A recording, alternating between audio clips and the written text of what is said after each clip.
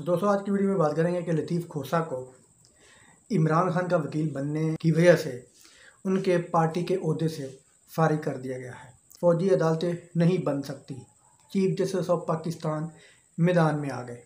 कुरैशी और असद उमर फरार।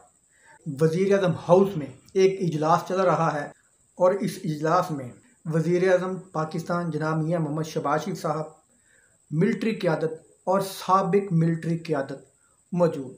तो सबसे पहले बात करेंगे लतीफ़ खोसा को उनकी पार्टी के ओहदे से फारिग कर दिया गया है, क्योंकि इमरान खान पर जो कत्ल का एक इल्ज़ाम है किसी वकील को कत्ल करने का, तो उस केस में लतीफ़ खोसा साहब उनके वकील बने हैं।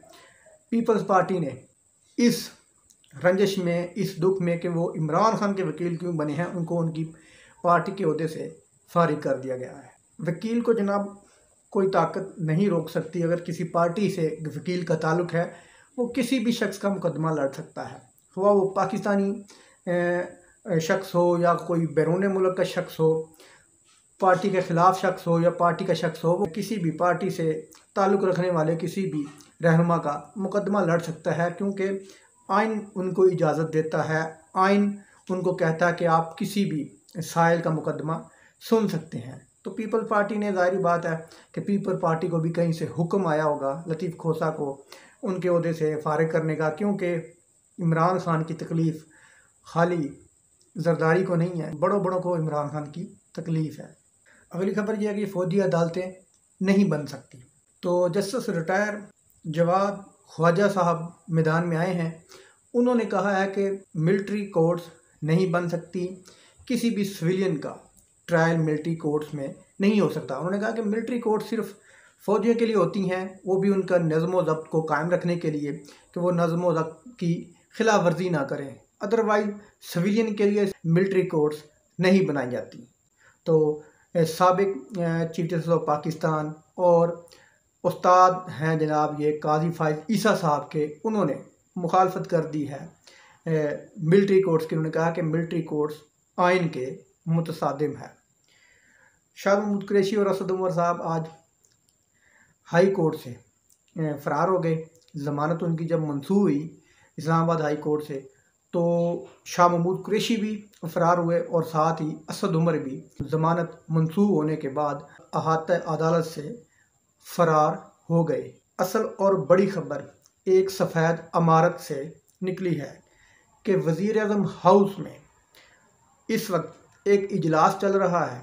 उस इजलास में वज़ीर-ए-आज़म पाकिस्तान जनाब मियां मोहम्मद शहबाज शरीफ, मिलिट्री क़यादत और साबिक़ा मिलिट्री क़यादत मौजूद है।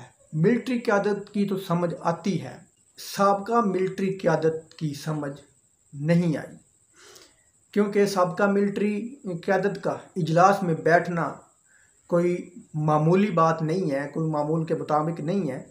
ये एक गैर मामूली एक अमल है। तो ये ख़बर मैं नहीं दे रहा, ये ख़बर दे रहे हैं तंजील गिलानी साहब। तंजील गिलानी साहब एक जर्नलिस्ट हैं, एक सहाफ़ी हैं। उन्होंने बड़े दावे से ये ख़बर दी है कि सिविल और मिलिट्री क़यादत के साथ रिटायर मिलिट्री क़यादत भी इजलास में मौजूद है।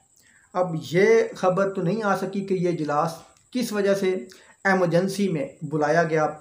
एमरजेंसी में सफ़ेद इमारत की रौनकें बहाल हुई, जिसमें हमारी सिविल क़यादत, मिलिट्री क़यादत और हमारी साबिक़ा मिलिट्री क़यादत इजलास में मौजूद हैं। अब ये साबिक़ा मिलिट्री क़यादत में ये ख़बर कन्फर्म नहीं है कि साबिक़ा मिलिट्री क़यादत में कौन लोग शामिल हैं। साबिक़ा तो बनते हैं जनरल बाजवा साहब, शायद कोई उससे भी पहले की कोई क़यादत हो, शायद उससे भी कोई पहले की क़यादत हो। तो ये ख़बर कन्फर्म नहीं है कि साबिक़ क़यादत में कौन सी शख्सियत इस इजलास में मौजूद है। तो ये तंजील गिलानी साहब बड़ा दावा कर रहे हैं कि ये इजलास इस वक्त भी सफ़ेद इमारत यानी वज़ीर-ए-आज़म हाउस में जारी है। हमारी ये ज़ाती राय है कि वज़ीर-ए-आज़म साहब ने हाथ खड़े करने का मतलब सोचा होगा कि जनाब ये बजट जब पास होगा तो हम हाथ खड़े करते हैं। हमारे बाप की भी तौबा, मैंने वज़ीर-ए-आज़म बन के बहुत कुछ पा लिया है, मैं रज गया हूँ वज़ीर-ए-आज़म की सीट से, तो बराए मेहरबानी ये बजट की मंजूरी के बाद मैं